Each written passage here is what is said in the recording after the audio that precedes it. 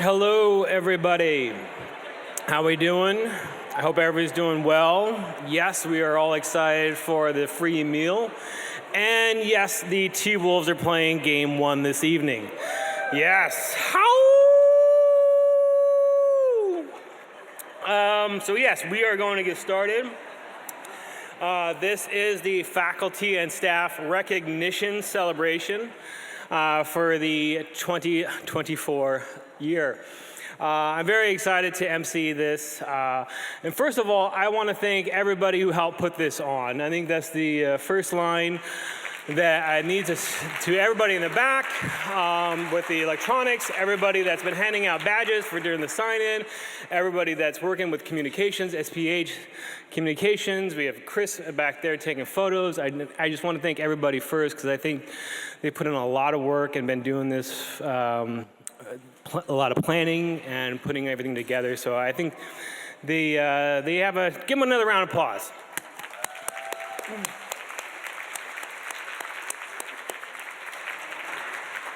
So I'd like to introduce myself. My name is Feather LaRush. I do have an extremely long title because I have two 50% gigs here at the university. I'm very happy to have those two 50% gigs because it pays 100% of my mortgage, plus my wife pays the other 100% of the mortgage. I work with I'm the Native American Student Services Coordinator for PHAP. And I'm also the Native American Outreach and Communications Associate for CPHS. I also like to say that I'm kind of the SPH Tribal Liaison. There's no official title yet, but I think there could be. I'm just saying it out there. I'm just putting some feelers out there. We can talk about it. We can talk about it. So I'll be emceeing today's event, and it is definitely great to see everybody in person here today. During today's event, we will hear from leadership and have an opportunity to compete in some SPH trivia, so don't leave too soon. And all in the spirit of celebrating our faculty and staff accomplishments over the past year. Before we begin, I want to skip around a little bit and first say, where are we at? Oh, it looks like we did some editing to the script. Great, I like it. And so before we begin, before we get to one of my favorite parts, the land acknowledgement, I want to challenge everybody for the upcoming school year to what can we do to improve on our land acknowledgement? What are we doing in our department? What are we doing in our communities? What are we doing in our home to actually improve on meeting and introducing ourselves to the Native community here in Minneapolis, because it means the world to me because this is my community. Even though I am from Lord Rule, South Dakota, in South Dakota, I am a Lakota, and we are on Dakota land. I want to challenge all the departments, including my own department. What are we doing and how can we improve Native American representation within our schools, within our programs, our undergrads and our master's programs? So I want to challenge you, what can we do to make ourselves better with it for ourselves and for the Native American community? And I think that goes a long way because if we can't improve on that, then I don't think we should be reading these land acknowledgements, and I don't think they carry much weight. So in doing so, challenging ourselves gives us the opportunity to honor the Native community and gives us the honor to read this land acknowledgement.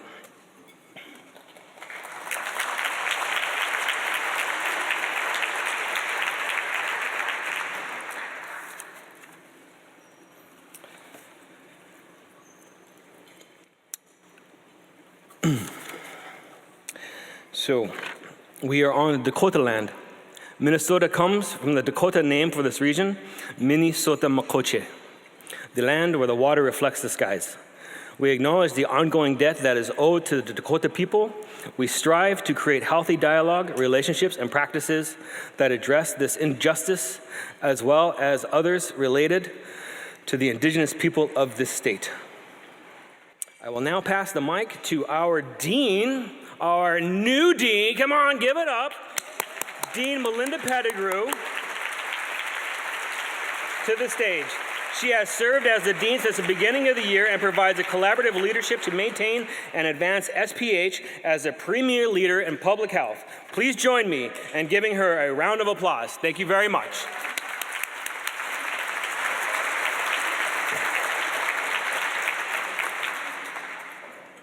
Thank you.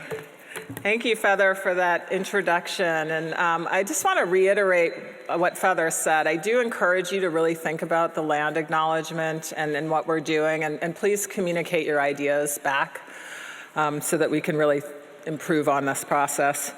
I'm really, really happy to be here with you today to celebrate the community and the hard work that you all have been doing, and you really help make this school a community. You help position us for impact, and it's been a really, really, really, really welcoming place. I've really enjoyed my first 5 months here. But before we get started, I wanted to do something a little fun. If you all could look under your chair, and if you find a Post-it note,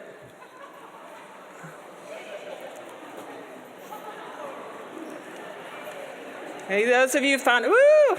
So if you found a Post-it note, that means you're the recipient of a SPH gift bag.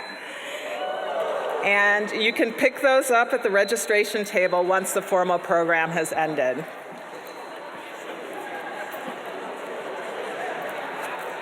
All right, so why don't the folks who got the Post-it notes stand up so we can see who won?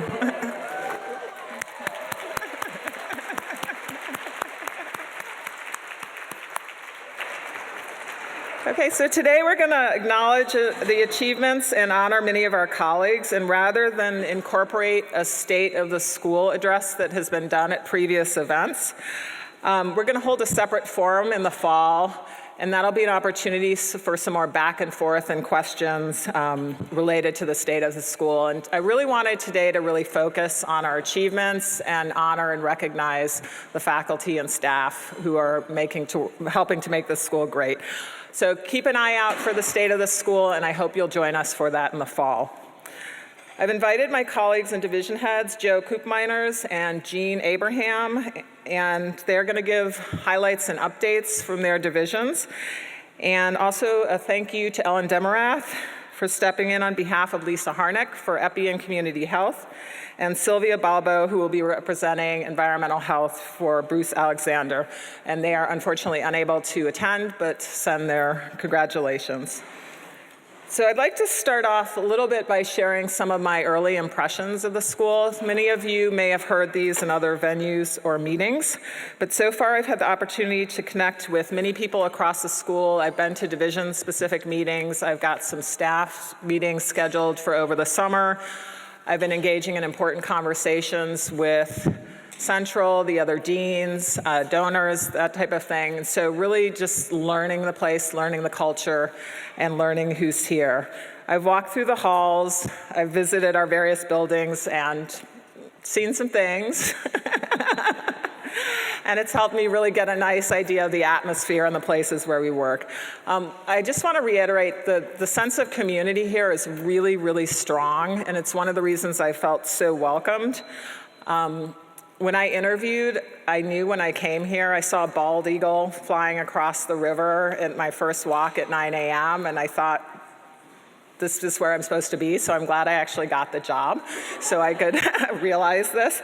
But the sense of community is really strong, and it's across all units, and it's evident that the people really strive to be fiscally responsible, consistent, hardworking, and really try to do research and teaching of consequence and that has impact. There's also a really strong history, there's a really strong culture of history and pride in the school's accomplishment.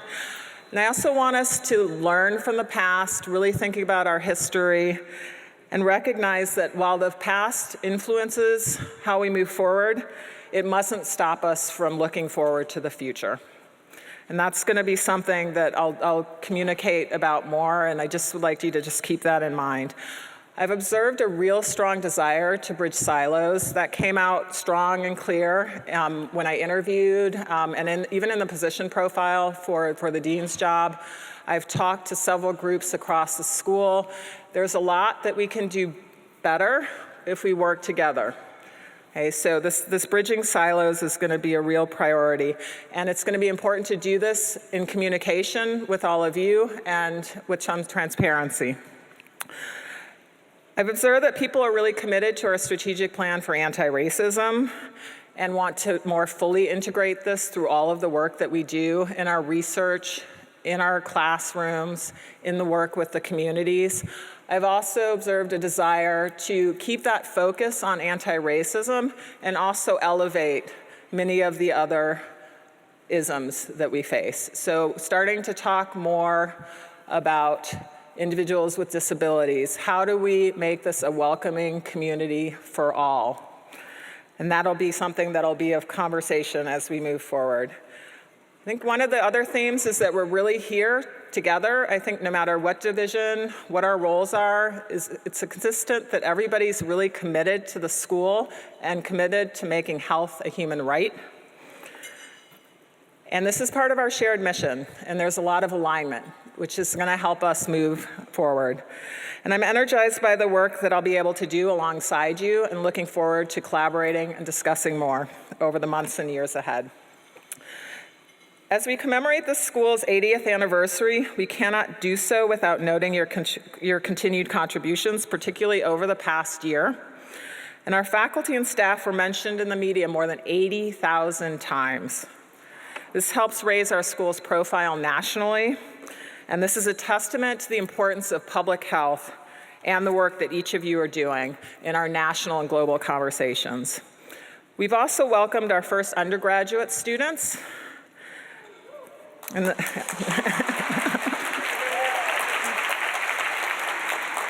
And we're really thrilled to continue growing this program in an effort to support the ongoing need to reinforce and rebuild the public health workforce. The Division of Biostatistics is now the Division of Biostatistics and Health Data Science. This is a renaming that was meant to reflect the growing need to give students the skills to use data to advance public health. The Division of Environmental Health Sciences introduced 2 new programs, the Occupational Hygiene MS and PhD programs, and these were meant really to align with industry needs and student training as they enter the job market. And this will help protect workers and ensure healthy and safe workplaces and communities. The division also added a public health preparedness certificate to our curriculum, and this prepares public health professionals and others to respond to public health emergencies, including those in infectious diseases, outbreaks, and emerging public health issues. As many of you know, we've established the Cannabis Research Center, and they seek to assess the impact of adult use cannabis legalization and help inform future cannabis policies and practices across Minnesota. Professor Tracy Toomey of the Division of Epi and Community Health Promotion is the inaugural director, and we'll hear more about the goings-ons and the achievements of the Cannabis Center in the months and years to come. Really excited about the Midwest Analytics and Disease Modeling Center. It was launched on May 6th. It will serve the Midwest as a member of the CDC's National Insight Net, which is the first ever network for outbreak analytics and disease modeling. Associate Professor Eva Enns of the Division of Health Policy and Management is leading these efforts. She's a co-PI, and it is a collaboration. Underlying all these efforts and guiding our school is our strategic plan for anti-racism. It is our touchstone, and it will help us become an anti-racist school. We know we can, and we know we must be. We are entering year 4 of SPAR in July and have so far seen incredible engagement from the faculty and staff, and please be on the lookout for a progress update that'll come later this year. All right, now it's time to welcome new faculty. And so I think many of the new faculty have actually been here longer than I have, but it's good to recognize the folks who have recently joined the School of Public Health. Since last May, we've welcomed 10 new faculty members to the school, and please stand or wave as you're able when I read your name so we can welcome you. In Biostatistics and Health Data Science, we have Assistant Professor Erija Itzwe and Harrison,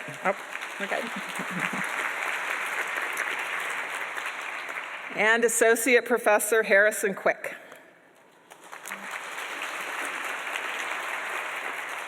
In health policy and management, we've got J.P. Leiter, who previously held a role as a senior fellow at the school. And Assistant Professor Paige Nong.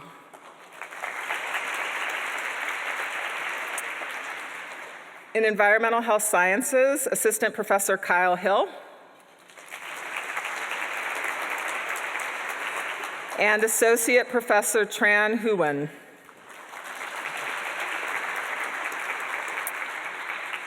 Okay, now for Epi and Community Health, Associate Professor Zinzi Bailey. And Assistant Professor Riza Beltran.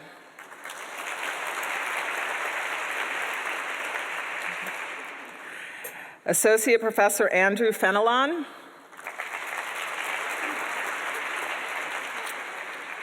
And Assistant Professor Faye Norby.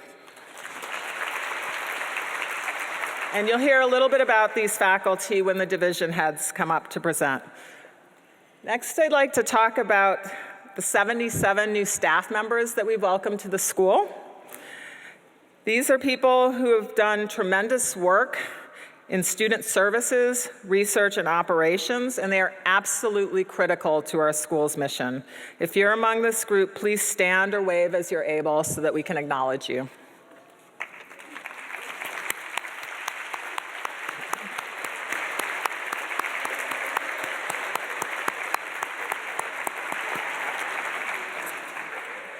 We've had some new leadership appointments. The leadership team manages critical areas at the school, and with everyone's help, they assess our collective needs and recommend strategies and directions for our future.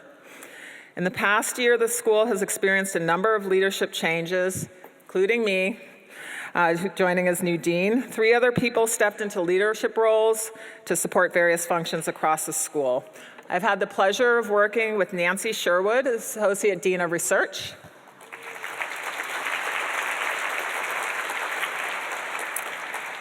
Catherine Todd-Balster as Interim Chief Advancement Officer, and Rachel Smith as Interim Director of Communications.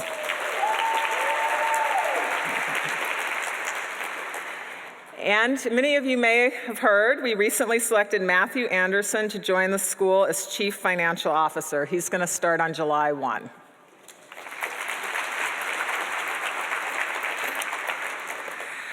Ryan Thorson recently started in his role as my executive assistant last week. Ryan, do you want to just stand so folks can?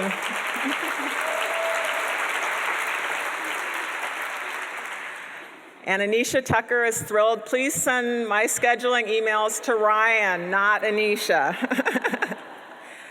Anisha is going to be transitioning into working with the associate deans, and she's going to be providing operational and administrative program support. Her portfolio is going to include actively engaging in design, development, implementation, and evaluation of various programs and initiatives. Thank you, Anisha. Anisha, look over here. Hi.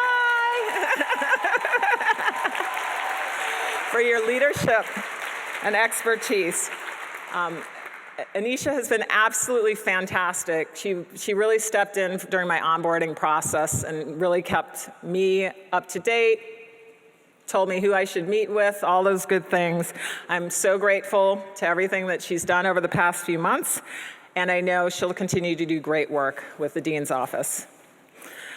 We also just began a search for Chief of Staff and Strategy, and this individual is going to provide strategic counsel and executive support, as well as oversee the DEI and communications team. So more on that position later. We've got a bunch of great applicants, and so I'm optimistic that we'll be able to have that person in place in the next couple of months. I also wanted to express my gratitude for 2 folks who served in interim roles before I got here. And so really wanted to pause and extend a personal thank you to Tim Beebe. Tim, are you here? Nope. You're not Tim. So Tim, as you know, took on the role of interim dean for nearly 2 years. And I, as somebody who served as an interim dean at the Yale School of Public Health for a year, it is a really, really, really hard job. So being dean is rewarding, challenging, and satisfying. Being interim dean is all those things, and again, it's really, really hard. And Tim did it wholeheartedly and with a great sense of humor. He moved the school forward with key priority initiatives. He fostered a strong school community in a time of transition. And all of this helped immensely in creating a thoughtful onboarding experience for me. So I just wanted to express my gratitude to Tim and say that we are all grateful for your leadership.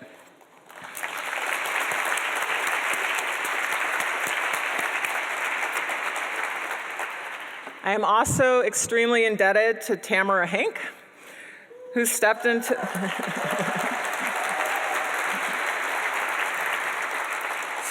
the interim chief financial officer role for nearly 3 years. She has and continues to share her institutional knowledge and maintain relationships across the school and university. I'm really looking forward to continuing to work with her going forward as Director of Finance, and she's still going to continue to play an integral role on the leadership team at the School of Public Health moving forward. So thank you, Tamara, for all your hard work in keeping things running smoothly in the interim period and during my onboarding process.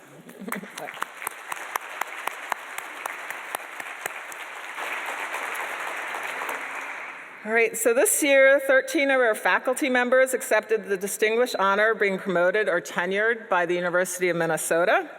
Of these, 8 faculty were promoted to associate professor with tenure, 5 were promoted to full professor, and congratulations to you all and thank you for your significant contributions in research, education, public health practice, and community engagement.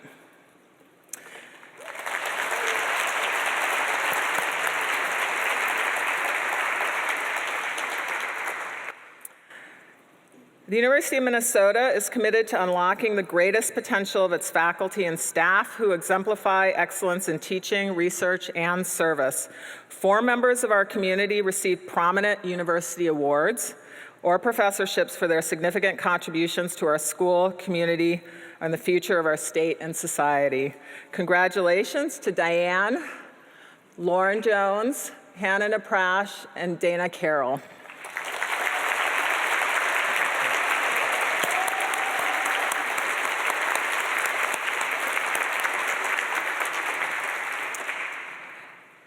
Many of our faculty and staff made the decision to enter the next chapter in their lives, retirement. Their dedication to the school is commendable, and we will miss seeing them on Zoom and on campus, and we wish them well in whatever the future holds for them.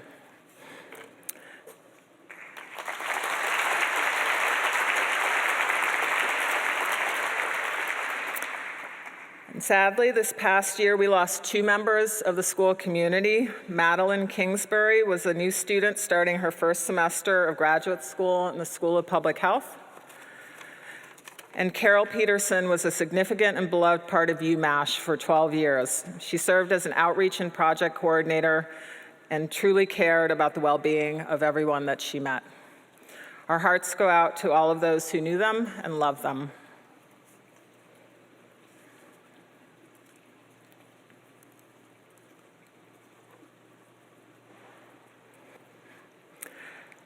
Okay, on May 13th, there were more than 250 students who participated in commencement, and they'll take the strong values, the lessons that they learned, and all of their memories into their professional lives to forge a healthy future for all people. As their professors, mentors, coordinators, advisors, and collaborators, their achievement is also your achievement. The two are inseparable. Through participating in their learning and discovery, you have woven our students into the fabric of the SPH community. And this connection will only deepen after graduation as they join our robust alumni network and become partners, affiliate faculty, and ambassadors of the school.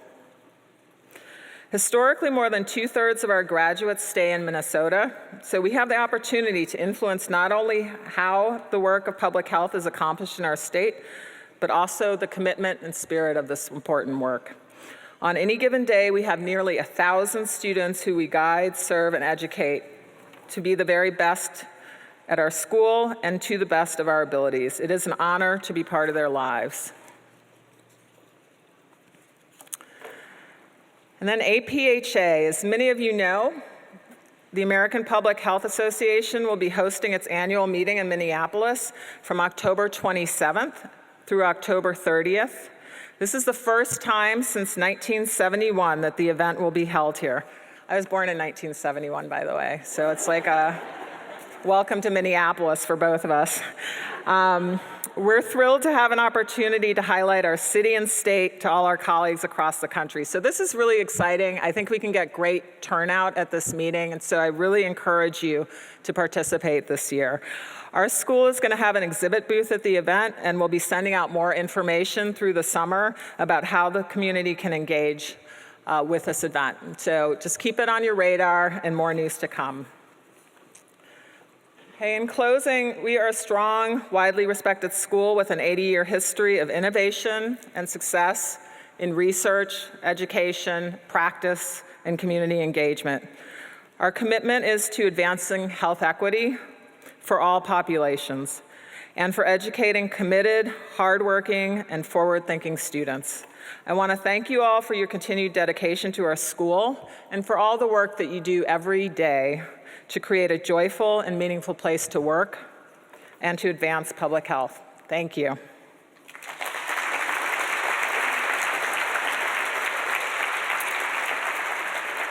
And now I'd like to invite the division heads and representatives, Joe Koopmeiners, Sylvia Balbo, Ellen Demerath, and Jean Abraham, to give their updates and highlights from each of their divisions. We are going to start with Professor Koopmeiners from Biostats and Health Data Science.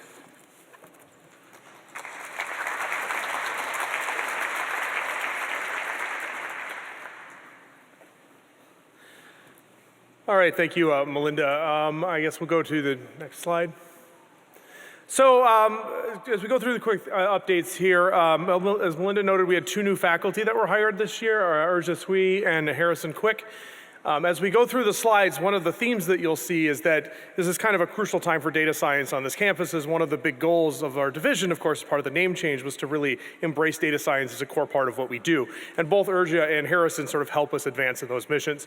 Urja's research is in physical activity tracking, thinking about like wearable devices and thinking about how we use that information and sort of a potentially very rich source of data to understand how people are living and how we can sort of learn a little bit more about their sort of physical health. And Harrison works in sort of large spatial data analysis, that sorts of stuff, spatial temporal modeling. He does some interesting work also with privacy preserving methods. So both of them are going to help us as a division as we seek to expand our research portfolio into sort of more of the data science-y space. Both will help us make that transition or expansion of our research interests. All right, next slide. So some of the highlights of the last year for the Division of Biostatistics. First of all, one of the things I think I'm most proud about is thinking a little bit about how we've really established ourselves as a data science leader on this campus. So the University of Minnesota is going through a big sort of transition when it comes to data science. There's a data science initiative, campus-wide data science initiative that was established in the last year. And I'm happy to say that the Division of Biostatistics and Health Data Science has played a major role in that effort. As was noted previously, we changed our name last fall. Again, this was more to sort of fully capture the work that was already being done in the Division of Biostatistics.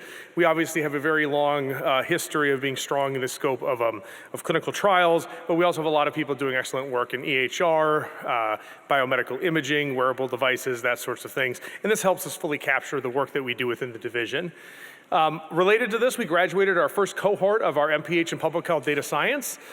This was a new program that we started 2 years ago, so it was kind of exciting at commencement this year to see some of those students come through the program.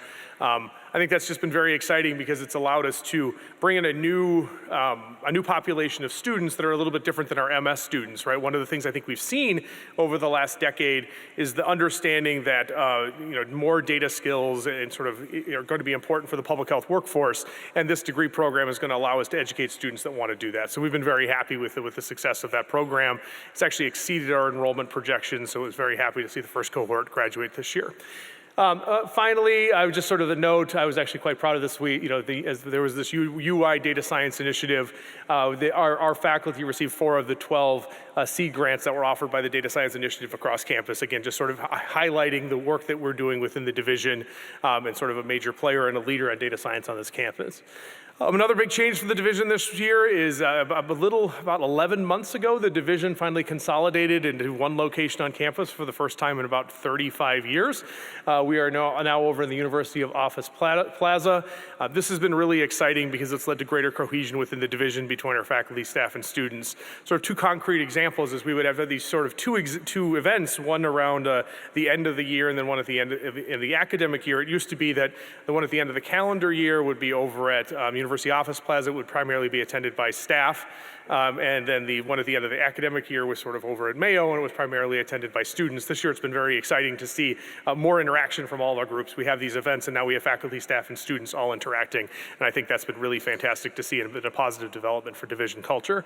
So that's been very exciting. And of course, the ping pong table was a big success. Thanks to Julian Wolfson for creating a shiny app, so we now have up-to-date rankings at all times, so you know who is in fact the best table tennis player in the division. So we can send out that URL if you're interested. Finally, it's been another great year for our faculty. We had a number of faculty receive some outstanding sort of high-profile awards. Sandra Safo was named to the Committee of Presidents of Statistical Society's Emerging Leader Award. This is a new award that was actually created about 5 years ago in our field, really to identify the true sort of future and developing leaders in the fields of statistics and biostatistics. So we were very excited to see her receive that award. Also, Sunil Rao, who started here about 18 months ago, was named a Fellow of the IMS and received the V.K. Gupta Endowment Award Lecture for Achievements in Statistical Thinking and Practice. This doesn't fully capture all of the outstanding work done within the division, but it's just exciting to see our faculty receiving the recognition that they deserve across the field as true leaders in the field of statistics and biostatistics. So, next slide. And finally, thinking a little bit about some of our key initiatives within the division. One, again, is just continuing to expand our data science presence. There's a lot of work to do, integrating in with the university-wide data science initiative, thinking about how we expand new research areas, wearable technology, EHR, biomedical imaging, et cetera, and just thinking a little bit about how we can sort of take our research and have it really integrate with the rest of our campus. One of the things that I think is most exciting right now in the fields of statistics and biostatistics is it's not simply about statistical methods, it's thinking about how innovative statistics and data science can make a positive impact on science, and in our case, public health and biomedical research. I think this is a unique time in our field for our faculty to take a leadership role in that, and I think that's going to be a major goal for our faculty moving forward. Other things were just sort of related to this is thinking about how we support large grant applications. Again, this is a unique opportunity in our field for our faculty to really be leaders in major interdisciplinary research initiatives, and I think now is the time for us to really capitalize on that. I think we are uniquely positioned across our entire field in the sense that we have a very strong cohort of faculty that were hired about 10, 15 years ago that are now ready to take those leadership roles, and I think now is an opportunity for us to really take advantage of that and leverage our opportunities. Finally, we just have some goals related to maintaining our educational excellence. We recently went through some curriculum changes for our PhD program. Those are going to be implemented next year. Again, this is going to be kind of related to this ongoing theme of data science, thinking about what does a modern statistics and or biostatistics curriculum look like. And we've done a lot of work to think about that. Now we're going to implement some of those changes.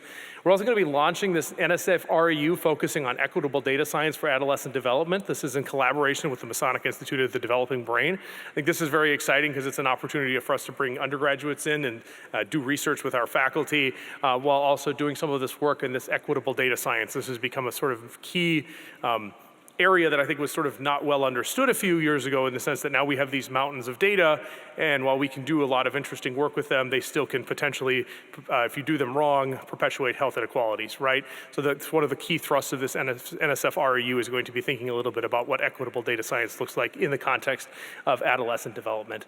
And finally, just thinking a little bit about how we explore expanding our course offerings and emerging topics. One of the key developments I think we've seen in biostatistics and data science over the last several years is the idea that a lot of people would like to augment their education with more statistical training, and thinking a little bit about how we take our curriculum and sort of expand our course offerings to create more things that are going to allow students from across the school and across the university to engage with some of our courses. So those will be some of our key goals moving forward.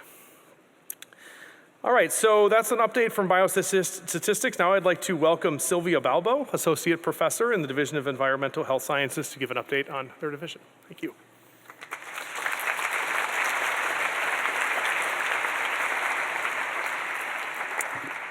Thank you, Joe. I'm honored to be here standing for Bruce Alexander to give you some updates from our division. So first of all, I'd like to introduce our new colleagues, Kyle Hill and Tran Nguyen. So Kyle brings in expertise in community-based participatory research with American Indian and First Nation communities in the US and Canada. And he has projects that are cutting across social, behavioral, environmental health. He specifically focuses on how climate change impacts the health of Indigenous people with emphasis on mental health. Tran is a certified industrial hygienist with experience in helping immigrant-owned, under-resourced small businesses maintain safe work environments.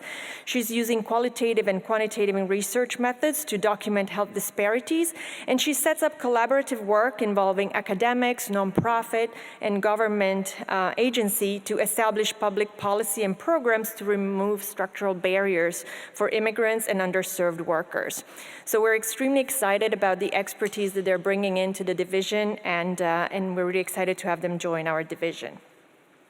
So passing on to the past year, so to the next slide, thank you.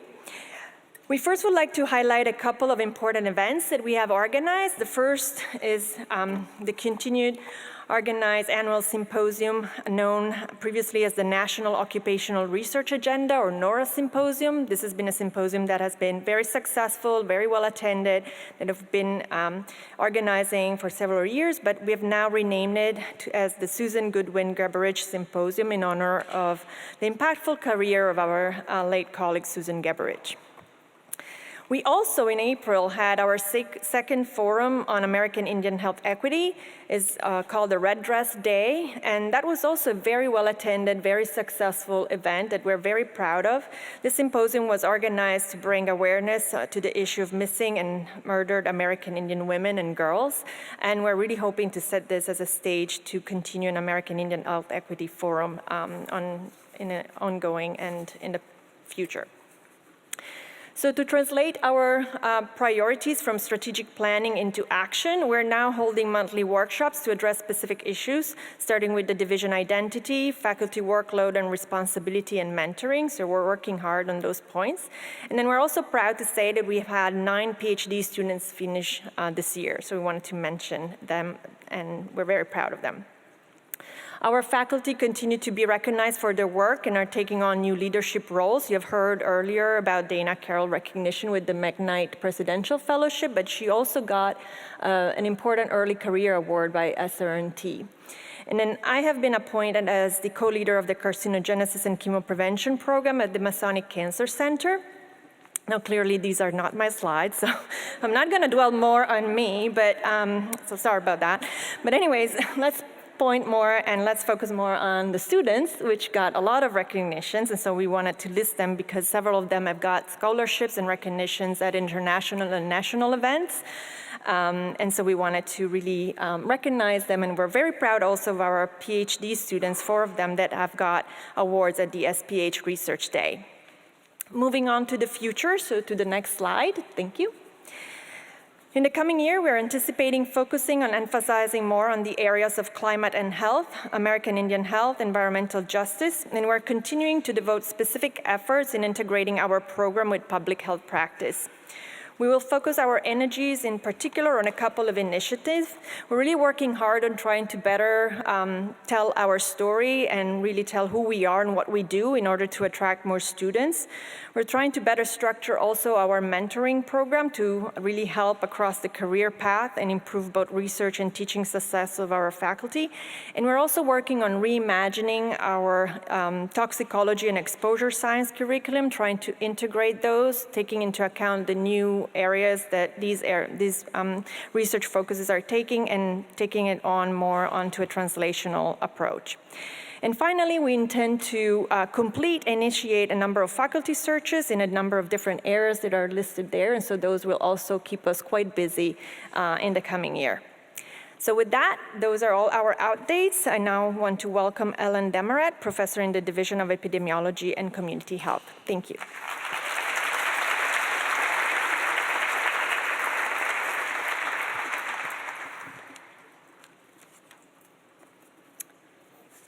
right, well, it's my pleasure to step in for Lisa Harnack, who couldn't be here to celebrate everyone. So, yes, next slide, please.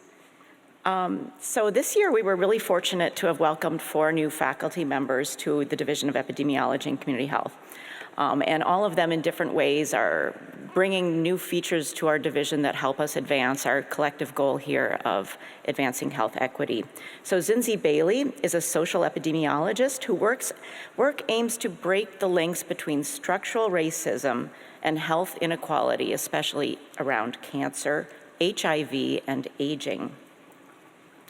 Raiza Beltran is a community engaged scholar who specializes in testing culturally aligned health interventions to improve sexual and reproductive health in young people. Faye Norby is a cardiovascular disease epidemiologist focusing on prediction models and prevention strategies to reduce cardiac arrest, and is such an amazing athlete that she walked 1,000 miles on the Iditarod Trail this year. And Andy Fenelon is a population health scientist studying how better housing policies can be used to reduce health inequalities across the life course. All right, next slide. So the accomplishments that we were going to highlight this year center on what we're doing to make sure that our division is a great place to work for everybody. That includes students, staff, and faculty, and all of our trainees as well. So this includes some practices to ensure our staff especially are seen and heard and valued.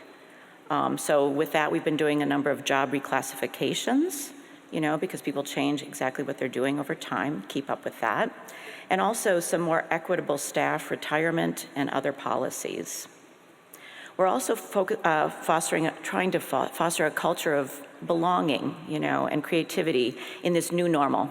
We're working now hybrid, as I think most of the divisions are, and it's a new thing, and so we still need to get new people on board and integrated and make sure they're all feeling, a good part of our division.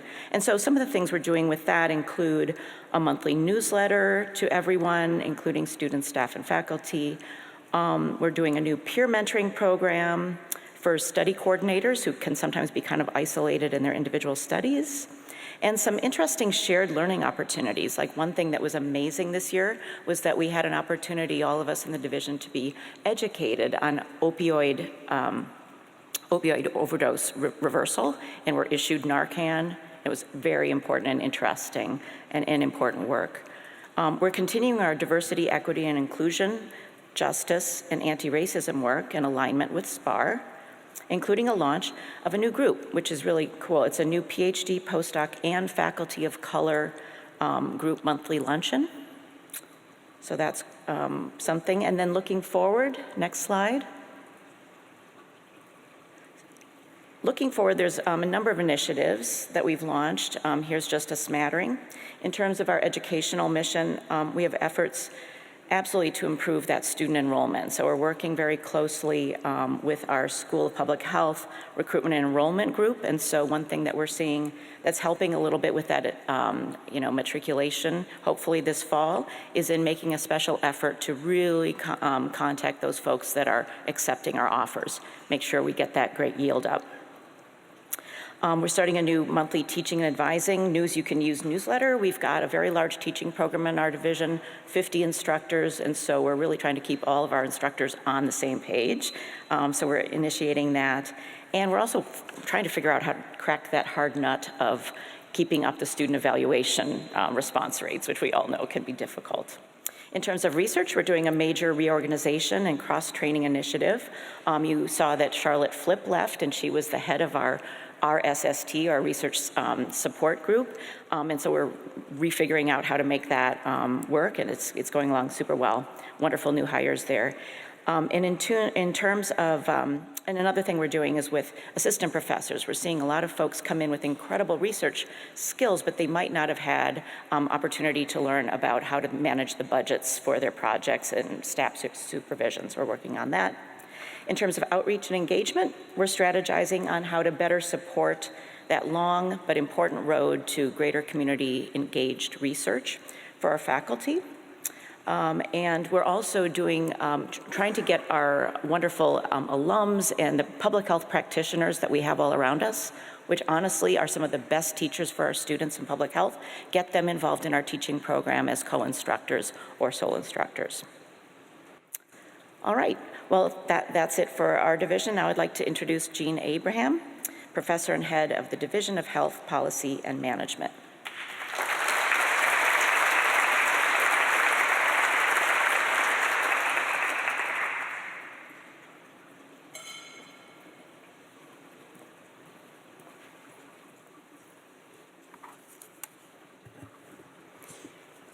Good afternoon, everyone. It's great to see everyone here today. Next slide, please. So within the Division of Health Policy and Management, we welcomed 2 new faculty, as was mentioned earlier. First, we have Dr. J.P. Leiter, Associate Professor and Director of the Center for Public Health Systems.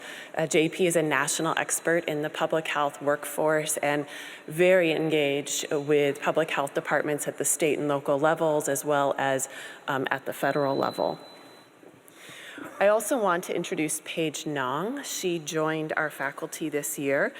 She is a sociologist whose research focuses on the design and governance of advanced digital technologies and analytics in healthcare using an equity lens. And both are off to a wonderful start. Next slide, please.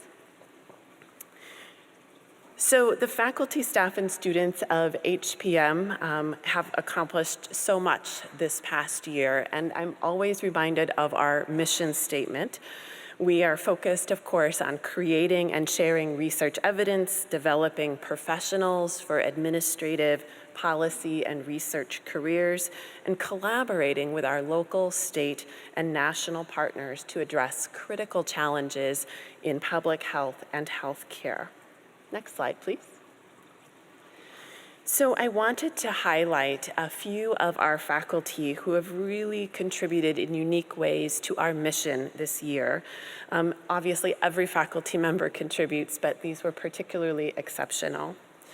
So first, we have a new research center, the Midwest Analytics and Decision Modeling Group, led by Dr. Eva Enns in collaboration with the medical school and the Minnesota Department of Health. This really solidifies our expertise in decision sciences and infectious disease modeling, and I know there's wonderful collaboration that also goes across the school in this area. Next, we welcomed Tim Beebe back to faculty this spring.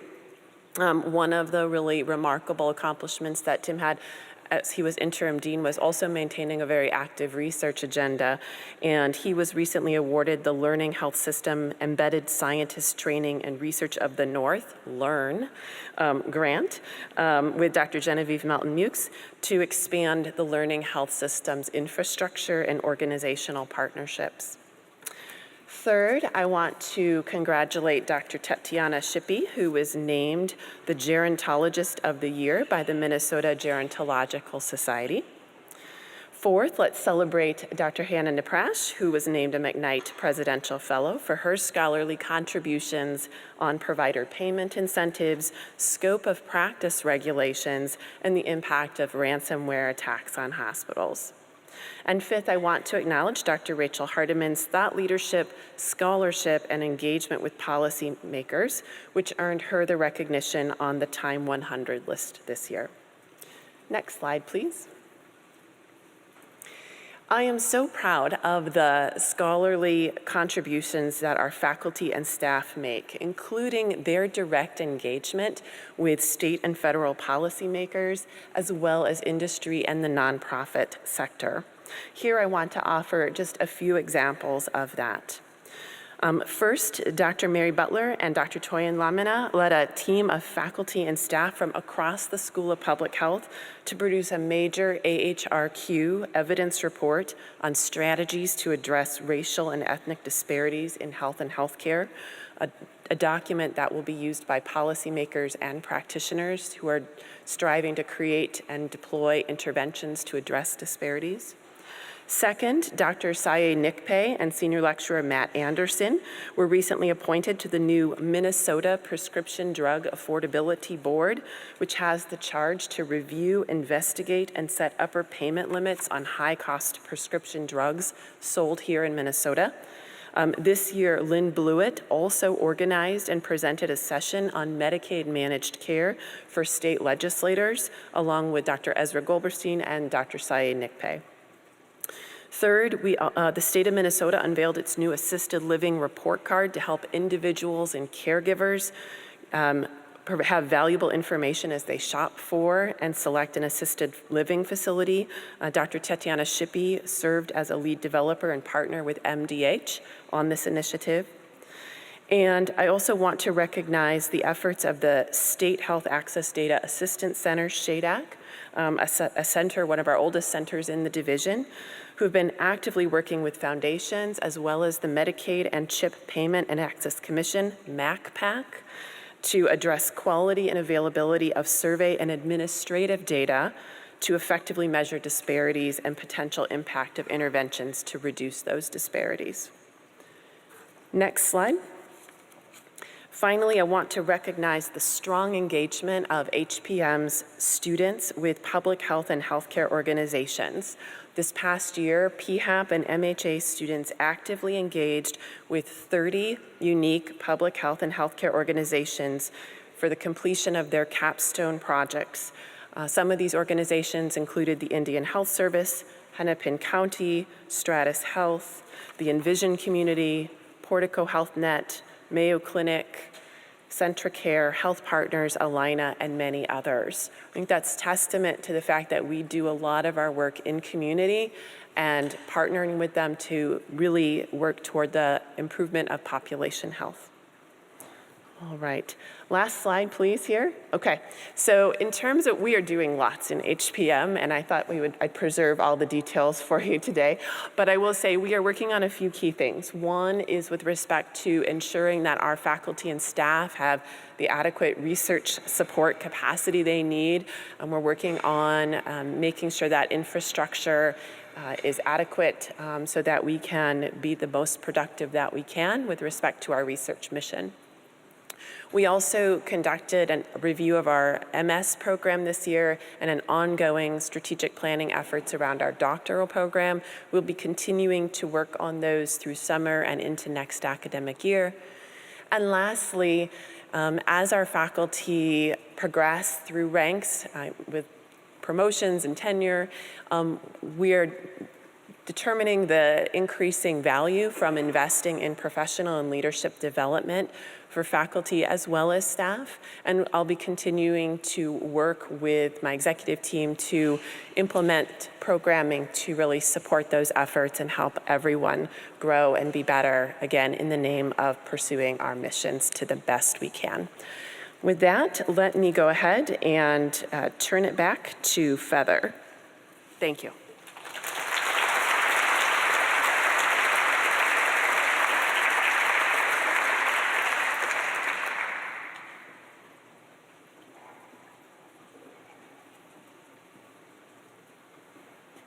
Thank you very much, Dean. So thank you, Dean Pettigrew, and all of our division heads and representatives for sharing those updates and highlights with us.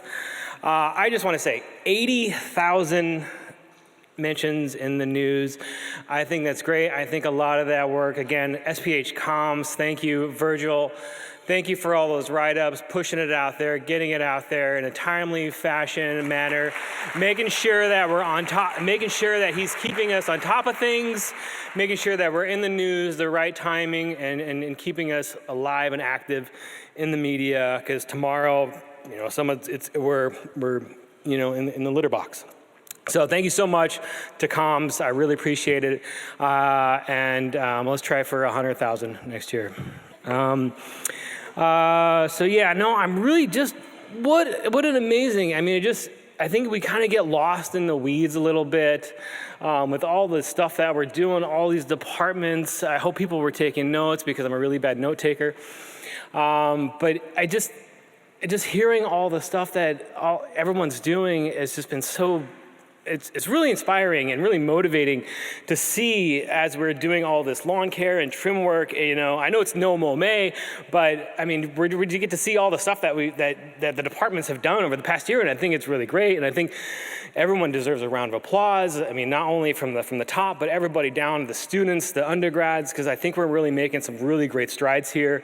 Everybody in this room, and I think the teachers, the associates professors, the instructors, the new staff, and I think we're also our own recruiters, and I think we're really making some big noise here. So please give yourself a round of applause.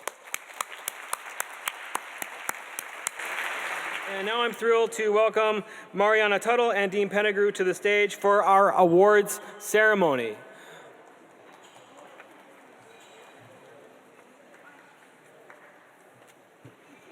Thanks, Feather. Mine isn't nearly as much fun, but it is, in my opinion, more exciting because we get to honor and recognize our fellow faculty and staff colleagues.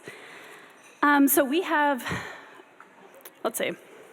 Sorry, folks, I don't have my glasses on.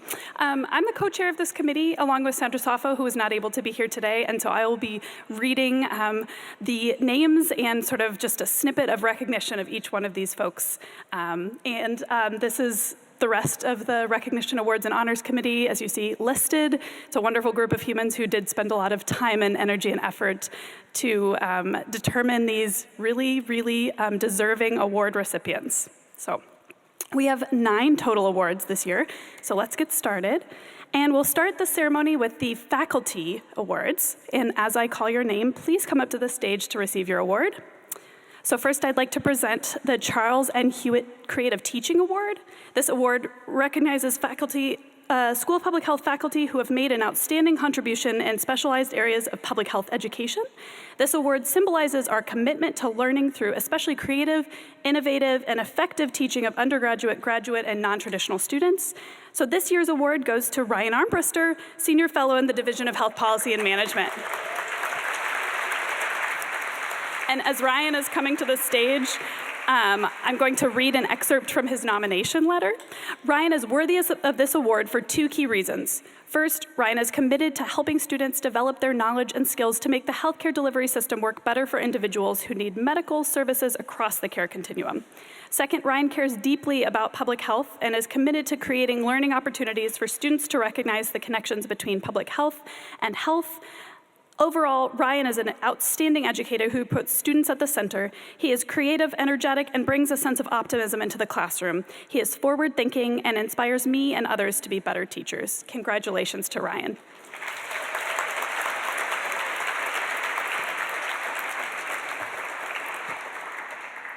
And the next award to be presented today is the Leonard M. Schumann Award for Excellence in Teaching. This award recognizes someone who is particularly outstanding in stimulating their students' interest in the subject matter, which is a talent at the core of our exceptional teaching at all great universities, including our own. So congratulations to Betsy Wattenberg, Professor and Associate Dean of Education and Student Engagement in the Division of Environmental Health Science, for receiving this year's Leonard M. Schumann Award. Unfortunately, Betsy is traveling for work today and is unable to be here to accept this award, but I'm so glad she got the round of applause. She very much deserves this. And next, we're going to recognize the Outstanding Health Equity Impact Award. This award honors a faculty member who makes an exceptional impact on health equity and community well-being through their focus on policy, intervention, relationship building, or community engagement. And this year, the award goes to Mankan Kimbang, an assistant professor in the Division of Health Policy and Management. Congratulations. Dr. Kimbang's transformative work, including rigorous research and authentic community engagement, focuses on investigating the social determinants of health, systemic biases, and health outcomes at the service of advancing health equity. Her research interests revolve around understanding the causes of health inequities in minoritized older adults, and her activities are focused on improving equity and inclusion for Black immigrant older adults who face numerous health inequities and are part of an under-researched community. Training in nursing, public health policy, and international health prepared Manka for her research, teaching, and service that transcends disciplines and academic boundaries. Her commitment to health equity is a prominent theme in her research, policy work, and interactions with communities. Thank you, Manka, for your commitment to health equity.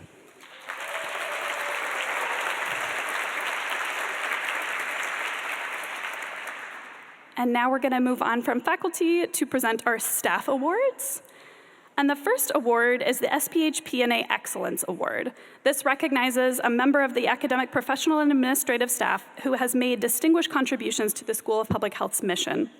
I am pleased to announce that this year's P&A Excellence Award goes to Megan Shossow, Outreach Director and Center Coordinator at the Upper Midwest Agriculture Safety and Health Center, or UMASH. And as Megan comes up to the award, I will read an excerpt from her nomination letter. Without Megan's efforts, the energy and synergy of the collective group, as well as the success and visibility of the center, would be lost. She functions as a critical contributor to our grant submissions, annual reports, and professional communications, both within the university and with external partners and funders. Her agricultural background and connections with our partners in industry make her a trusted and relatable coordinator, and she has become a sought-after resource from our state partners at the Department of Agriculture and the Minnesota Safety Council. Megan's skills and services, sorry guys, there's just so much to love about Megan. I just have to read these last two sentences. Megan's skills and services transcend the center to the broader activities within the School of Public Health. She is a rich resource for other School of Public Health activities that touch on health equity, rural health, and health policy. Congratulations, Megan.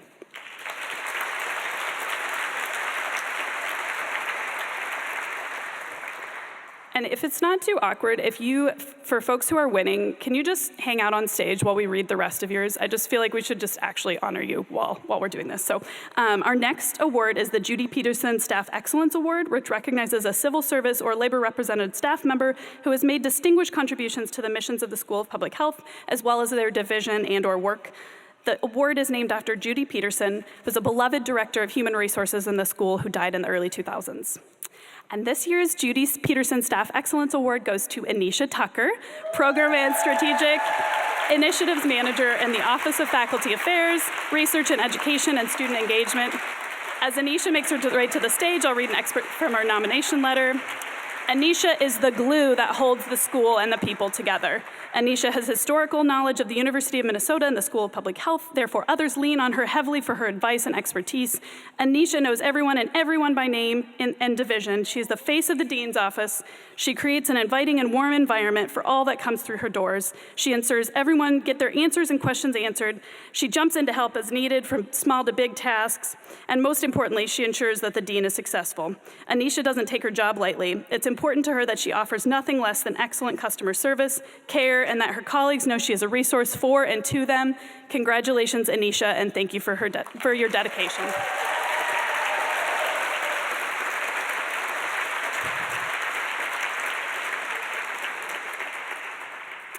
And this year, we actually have two winners for our Diversity, Equity, and Inclusion Staff Champion Award.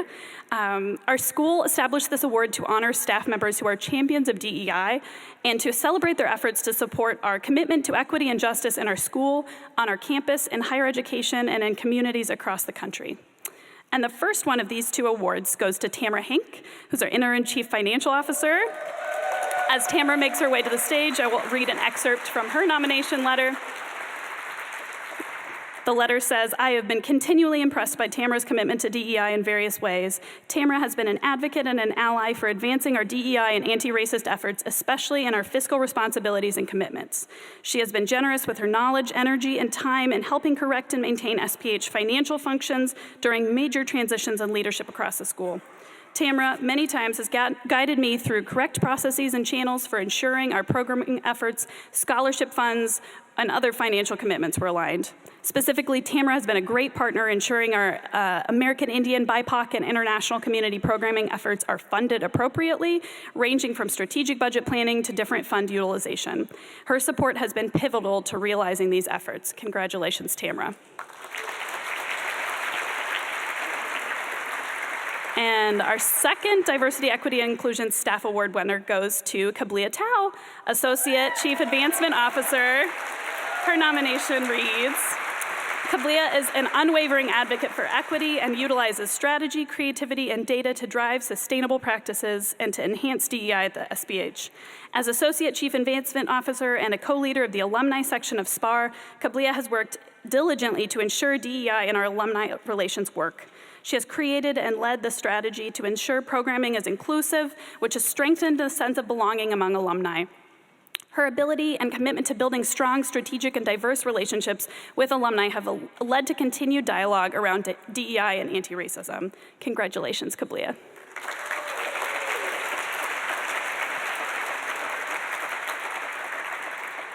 And now we will move on to the final sort of category of awards, the team awards. So first, the Teamwork Excellence Award recognizes an outstanding established team or work group for their sustained track record of excellent contributions to the school's mission, as well as their division and/or work group. This year, we recognize the State Health Access Data Assistance Center, commonly known as SHADAC, our RHRC neighbors. Please have all members come to the stage and to receive their recognition together. So SHADAC's team includes Lynn Blewett, Kathleen Call, Lacey Hartman, Robert Hest, Grace Liu, Elizabeth Lukanen, Colin Planout, Natalie Schwer, Andrea Stewart, Pam Sunison, Karen Turner, Elliot Walsh, Christina Worrell, and Emily Zilla. Welcome, everybody, and congratulations. As they make their way to the stage, I'm going to read you a little bit about this hardworking team. SHADAC's success comes from its ability to work as a team and leverage each person's unique skills and talents that they bring from those individual backgrounds. By working together, SHADAC team members easily form cross-disciplinary teams able to address the complex social challenges presented in public health research. SHADAC combines disciplinary breadth with the ability to collaborate and synthesize varying expertise, tackling research on complicated topics using a variety of methods and producing high-quality and nuanced work. SHADAC takes it a step further by drawing on expertise and communication to turn this important work into digestible and understandable information that can reach wide and diverse audiences. In the last year alone, SHADAC has released 21 publications and 40 blog posts and has been mentioned in the media more than 37 times. Thank you for your commitment to this work, SHADAC, and congratulations.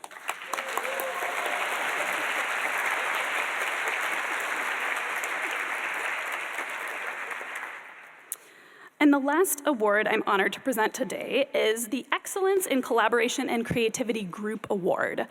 This award recognizes staff and faculty members who have demonstrated leadership in the development or implementation of new and creative programs or processes that lead to improvements in their work area while supporting our mission. This award recognizes short-term project-based teams who come together for a specific task. And this year, the award goes to the Mayo Care Corner team, which includes Jennifer Porter, Cece Altenhofen, Marta Shore, and Amy Pleimling. The Mayo Care Corner. The Mayo Care Corner has emerged as a creative, collaborative effort between the School of Public Health, the Medical School, and the Center for Interprofessional Programs, or CHIP, to address the critical basic needs of health sciences students. Recognizing the challenges faced by these students, student affairs professionals embarked on a mission to create a supportive environment within our academic community. The project scope encompasses providing food, hygiene items, and basic school supplies, addressing the fundamental need of health sciences students. This initiative goes beyond mere provision. It fosters a culture of care and support within our academic institutions. And by addressing the practical needs of health sciences students, the Mayo Care Corner and Care Corner Network have cultivated a supportive environment conducive to student academic success and well-being. Student feedback has been overwhelmingly positive, with many expressing gratitude for the Care Corner's resources and a sense of solidarity. Notably, one student remarked, "Love it, probably would be dead without it." Wow. And others have shared, "This is incredible. Thank you for offering this vital resource to students." Thank you to the Mayo Care Corner team for going above and beyond to care for our students. And thank you all, everyone in this room, every human here, for the impact that you make on SPH every single day. Dean Pettigrew, you can take it away for the years of service recognition. Okay, I now have the honor of recognizing staff and faculty who have given many years of service to the School of Public Health. If you are celebrating years of service, please gather on the right side of the room at the end of the event so that we can take your photo and commemorate this important milestone in your career. For now, please stand or wave as you're able when you see your name.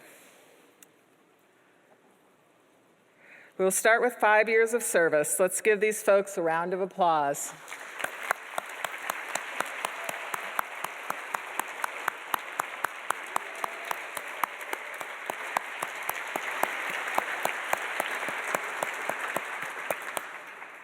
Moving on to 10 years of service. Once again, please stand if you are able or wave if your name is on the slide. Fantastic. Congratulations.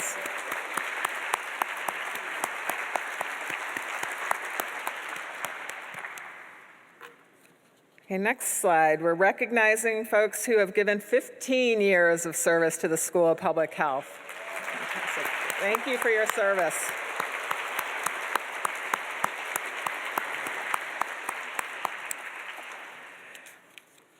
Now it's time to recognize 20 years of service. Thank you.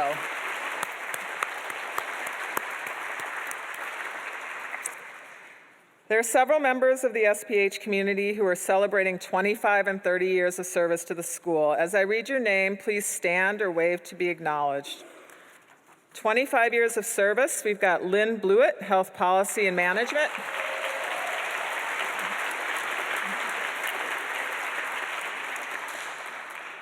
Ann Gerlach, Epidemiology and Community Health.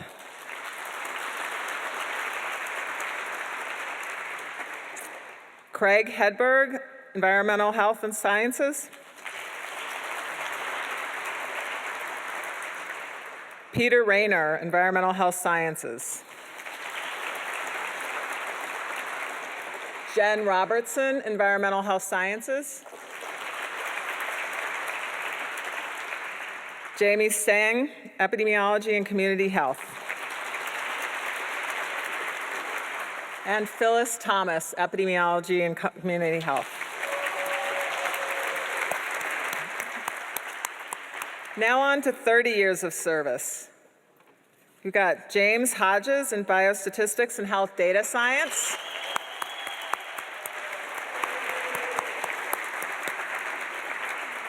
And Jenny Stevenson, Epidemiology and Community Health.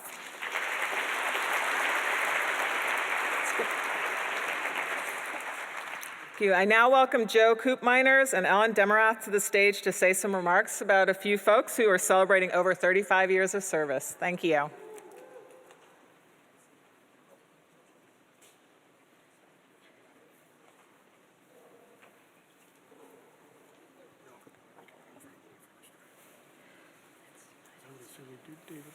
So this year we celebrate Chris Schmitz for 35 years of service to the Division of Epidemiology and Community Health. Chris has worked with the University of Minnesota Nutrition Coordinating Center, or NCC, for her entire tenure here at the university. At the start, she worked as a food coder, meaning she manually assigned food codes to foods that study participants reported eating. Her skills were quickly recognized, which led her to be appointed as an NCC database scientist. In this role, she assigns nutrient values to foods in the NCC Food and Nutrient Database, with a focus on updating nutrient data for fast foods and commercial entrees.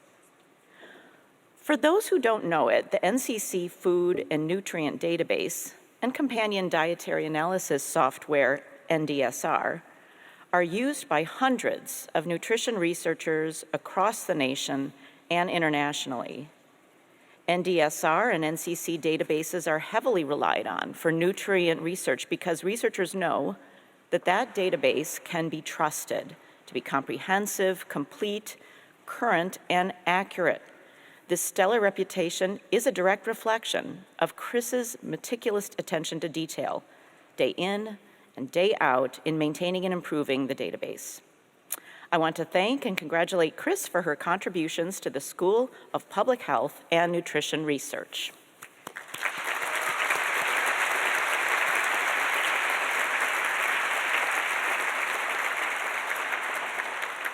Now I'll pass the microphone to Joe.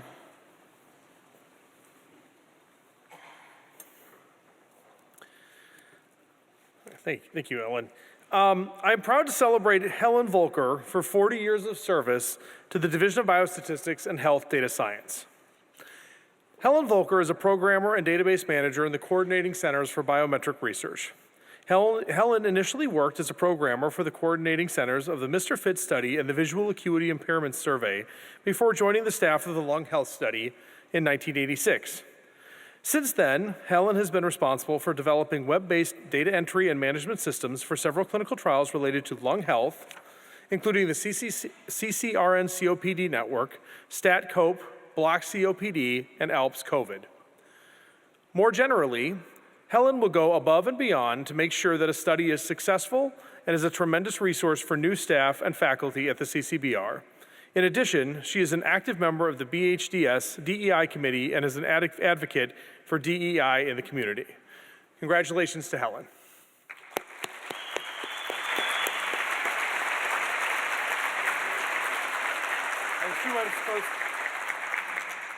Are you here, Helen? We have a plaque.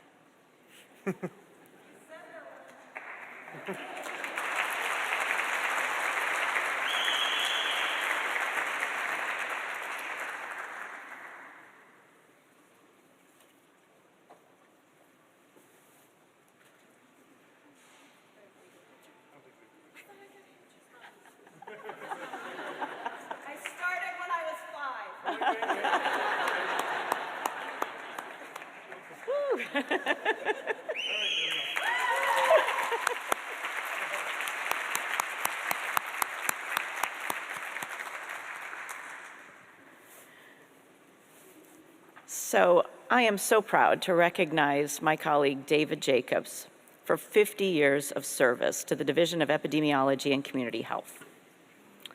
Dr. Jacobs joined the School of Public Health in 1974 as an assistant professor and director of data processing in what was then called the Laboratory of Physiological Hygiene.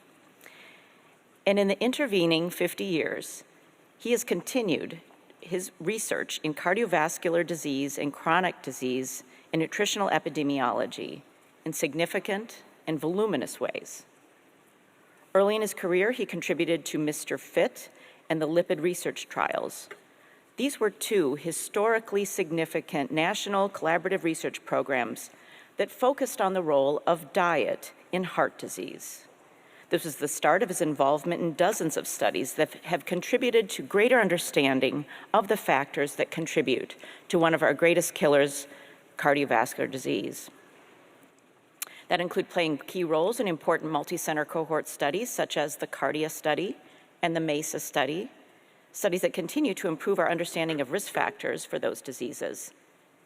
David has written an astounding over 1,300 publications, those authored or co-authored, and many of them were written by his students and trainees.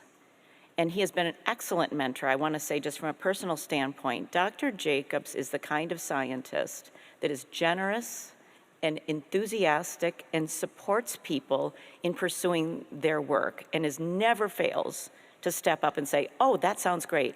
I want to help you with that. So I could go on for a long time, but I just think I'll stop there and congratulate David for his contributions to the School of Public Health.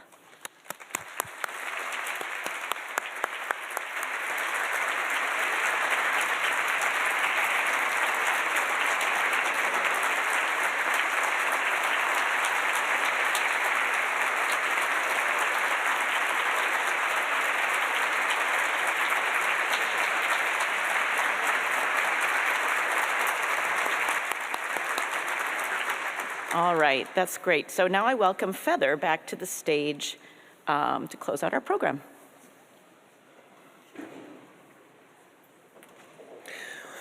$50 years. That's truly amazing. That just shows love and commitment to not only the University of Minnesota, but the purpose of what you've been wanting to do with your life. And I feel like I've just started that, and I'm only 46. That's truly inspiring. So thank you. So again, please give another round of applause for all the awards. Today's the service winners. So we'll give another round of applause, please.